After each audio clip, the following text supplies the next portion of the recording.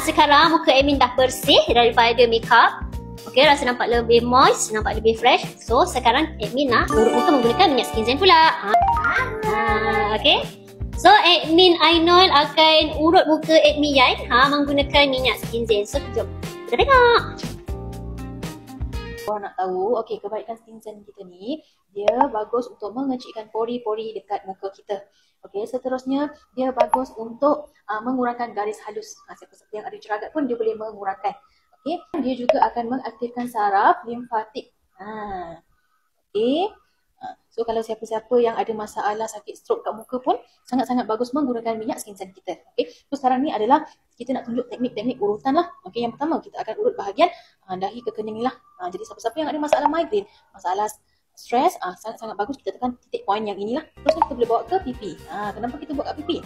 Okey, kita nak bagi ke macam lebih V-shape lah. Kita tarik-tarik macam ni. Kita bagi lebih V-shape, lebih anjat. So you all boleh tiru step ni. Boleh tiru, boleh buat kat rumah lah. Kita boleh anggarkan dalam 20 minit lah. Okey, so dalam 20 minit korang boleh buat setiap pagi ataupun sebelum nak tidur.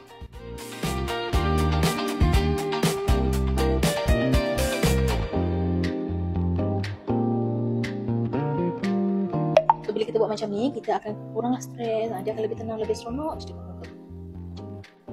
So biasanya kita macam ada garis-garis lazy eyes kan.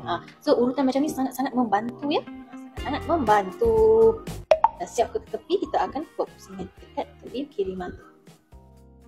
Lepas kita akan relaxkan rahang. Sebab ya kita kan selalu bercakap kan.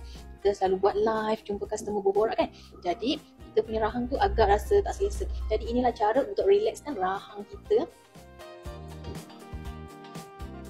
Dan cara macam ni juga untuk bagi minyak lebih meresap. Minyak skin zen kita lebih meresap dekat kulit muka. So gunakan teknik piano macam ni lah. Macam tu. Jadi tak perlu bilas lah, tak perlu basuh sebab dia akan meresap dengan elok dan dia membantu untuk baikkan skin kita macam saya cakap tadi lah. Untuk mengecikkan pori, untuk kurangkan garis halus, untuk mengurangkan warna jeragat kan. So tak perlu bilas. Tak